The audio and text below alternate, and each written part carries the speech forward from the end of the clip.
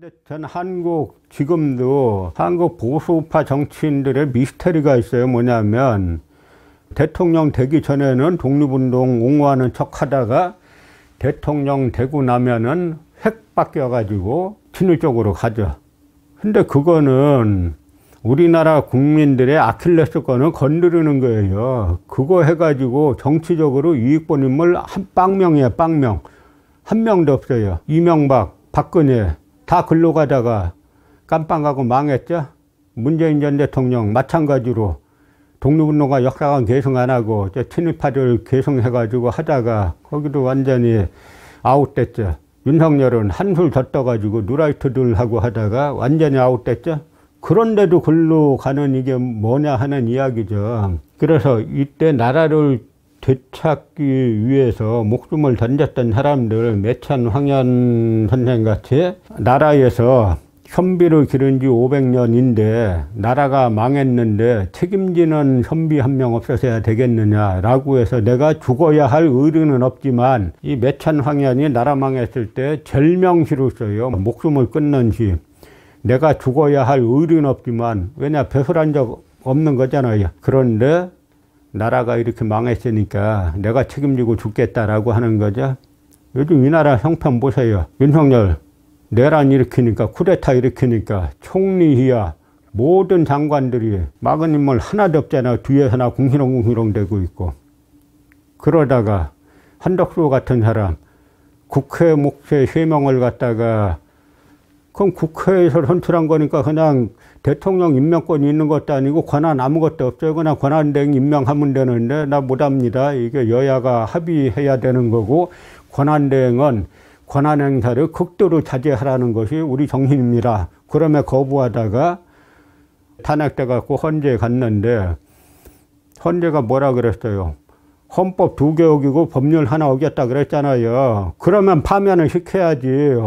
1개 임명직 공무원이 헌법 2개 어기고 법률 하나 어겼는데 파면 안 당하면 누가 파면 당해요? 그래가지고 다시 복귀시켜 주니까 그 다음에 자기가 헌법재판관 지명하잖아요. 그 거부할 때는 권한대행은 행사를 극도로 자제하라는 것이 그 우리 권한대행의 정신입니다. 라고 하다가 복귀하자마자 그 다음에 2명 이렇게 그 헌법재판관을 지명하고 그 다음에 최상목이라는 사람은 경제수장 겸 권한대행으로 미국 국채를 사잖아요. 이 매찬 황현은 내가 배설한 적이 없기 때문에 내가 죽어야 할 의리는 없지만 나라가 망했는데 책임지는 사람 한 명 없어서 되겠느냐. 물론 혼자 죽은 건 아니에요. 여러 사람이 자결했는데 일개 선비가 죽는데 권한대행이다 총리다 부총리다 하는 위인들 처신이 지금 우리의 현 주소예요. 그 다음에 우당 유해영 일가라든지 석주 이상용 일가 이런 분들은 다 만주에 망명해가지고 독립운동 하다가 다들 나라를 위해서 순국을 했죠. 그래서 해방이 됐으면은 당연히 이 정신을 이은 사람들이 사회의 주도 세력이 돼야 되는데 거꾸로 미군정과 이승만 정권을 지나면서 어떻게 됐습니까? 거꾸로 친일파들의 세상이 다시 왔죠. 그러니까 그나마 1948년 국회가 만들어지고 거기에 반민특위가 국회에서 만들어져 가지고 활동을 하니까 이승만이가 그냥 경찰들 보내가지고 반민특위 특경대 습격하잖아요. 습격하고 나서 그래 내가 시켰어. 이게 내란이에요. 내란. 이 반민특위는 그 당시 헌법에도 친일파 청산 이 부분이 다 들어갔어요. 거기에 따라 가지고 만들어진 국가기구인데 경찰들 보내가지고 강제로 해산시키고 잡아가고 했어요. 내가 시켰어. 이게 바로 쿠데타인데 그걸 제어를 할 수가 없었죠. 당시 경찰 내에 친일 경찰들 득실득실 거렸고 이 당시 미군정이 보니까 군정 실시한 데가 독일도 실시했어요. 근데 독일 군정장관은 뭐냐면 미국 독일 군정장관은 우리가 좀 사람을 써야 되는데 독일인도 써야 되는데 나치에 협력하는 사람을 찾기가 힘들다. 그러나 나치에 협력하는 사람을 찾기 위해서 노력했어요. 여기 미 군정은 메가더와 하지가 이끈 미 군정은 처음부터 친일파들을 갖다가 등용을 하고 독립운동가들 탄압하고 그러더니 결국 이승만이 대통령 되니까 내란 일으켜가지고 반민특위로 해체시켰죠. 윤석열이 발표하는 거 보세요. 계엄 선포하면서 국회는 범죄자 소굴이라 척결해야 된다. 이게 이 윤석열은 제가 볼 땐 50년대나 유신 시절이나 전두환 50 시절에서 중간 건너뛰고 타임머신 타고 온 인물이에요. 국회가 국민들의 직접 투표에 의해서 뽑힌 입법기구잖아요. 범죄자 소굴이라는 거예요. 그러면서 반드시 군사동원해서 척결하겠다. 이런 미친 소리 하다가 이렇게 이런 일까지 저질렀는데, 그러다 보니까 우리가 이제 헬조선이 된 뿌리는 그 뿌리를 찾아보면 해방 이후에 45년 8월 15일 이후에 우리 역사가 잘못된 방향으로 흘러왔다. 정의가 아니라, 그러니까 당연히 독립운동가 출신들이 프랑스처럼 좌파 레지스탕스들이 사회당을 만들고 우파 레지스탕스들이 드골 중심으로 인민전선을 만들어서 여야를 이루고 이들이 서로 때로는 경쟁하고 협력하는 그런 관계로 간 것처럼 우리도 그렇게 갔어야 되는데, 우리는 어떻게 됐습니까? 좌파는 말할 것도 없이 우파 민족주의 세력인 한국독립당도 전부 다 제거가 되고, 이승만 중심의 그 자유당, 그 다음에 친일 주주 중심의 한민당, 이 세력이 여야를 이뤄가지고 온 결과 이렇게 됐는데, 물론 이제 지금의 민주당이 한민당 후신이지만, 지금의 민주당은 뭐 김영삼 전 대통령, 김대중 전 대통령, 노무현 전 대통령 뭐 이런 분들이 이렇게 당의 체질을 바꾸기 위해서 노력했고, 일부는 바뀌었지만 아직도 이제 지난 문재인 정권 때 국민사하고 완전 한 몸이 돼갖고 하는 걸 보니까 아직도 완전히 이제 바뀌진 못했어요. 그 부분 반드시 이제 바꿔야 됩니다. 그래서 다음 대통령은 항상 뭐 먹사니즘이다, 뭐다, 경제다, 뭐다, 그건 늘 해야 되는 거예요.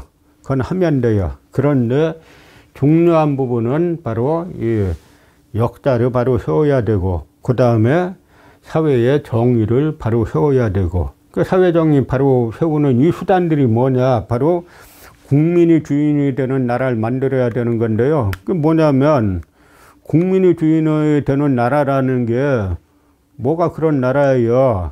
투표날 하루만 국민이 주인이 아니라 1년 365일 국민이 주인이 되는 나라가 돼야 돼요. 제도적으로 그렇게 바뀌어야 됩니다. 지금도 이 정치권이 수준이 낮으니까 자기네 문제 가지고 뻑하면 검찰 달려가고 뻑하면 법원으로 달려가잖아요. 양김씨가 그런 적 있어요? 김영삼, 김대중 전 대통령이 정치할 때 검찰 달려간 적 있어요? 그러니까 또 사법부도 정치화가 돼가지고 엄청 눈치 봐가면서 자기네가 정치하려고 하잖아요. 그 뿌린 뭐냐면, 이젠 사법 권력에도 국민들이 직접 민주주의 제도가 구현될 수 있도록 사법개혁을 해야 돼요. 그래야 국민이 직접 뽑은 대통령으로 구성된 행정부, 국민들이 직접 뽑은 의원들로 구성된 입법부, 그 다음에 사법부는 국민들이 직접 안 뽑았잖아요. 근데 지금 정치인들이 워낙 수준 낮으니까 툭하면 고소고발하고 검찰 달려가고 법원 가가지고, 여기엔 검찰의 잘못이 대단히 큰 거죠. 예를 들어서 김건희는 그렇게 많은, 윤석열 전 대통령이 후보 시절에 도이치모터스 사건 나오니까 뭐라 그래요? 자기네 그 초과는 후원해봤다 그러는데 이익본 금액만 10억이 훨씬 넘잖아요. 그러고 나서는 그거는 기소 안 하고, 그 다음에 이재명 대표 부인 김혜경 여사는 뭐 그 법인카드 10만 원인가 법인카드로 밥 먹었다고 그걸 기소하고, 이따위 짓거리 하니까 검찰에게 수사권은 말할 것도 없고 기소권을 줘야 되느냐, 큰 많은 이제 비난을 받고 있죠.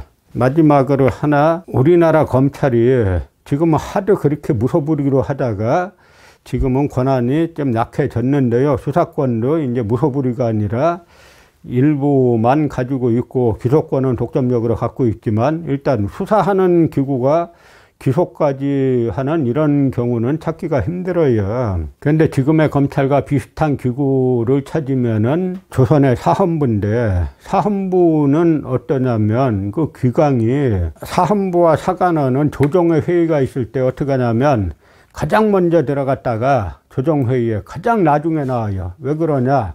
그 잠시라도 다른 대신들하고 뒤섞이면은 청탁받을 수 있다는 거죠. 지금 검사들 어떻게 해요? 뭐 꼭 뭐 하면 나오는 게 검사들이 뭐 어디 로비되고 누구 되고 해가지고 뭐 출마하려 그러고 온갖 그런 소리 막 나잖아요. 조선의 사헌부 같으면은 그걸 갖다 비루하다 그래. 비루하다고. 그리고 조선의 사헌부들은 그래서 일체 사람들을 안 만나요. 근데 심지어 어떤 기록까지 있냐면 친구의 아버지가 세상을 떠났어요.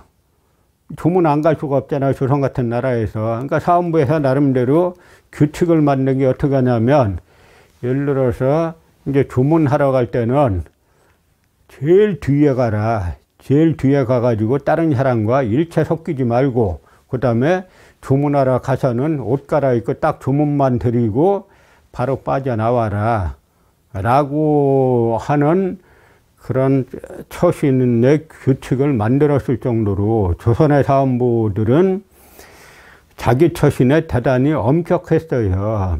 그래서 중종 때 조광조가 무슨 자격으로 개혁을 주도했어요? 사헌부 대사원이에요. 지금으로 치면 검찰총장.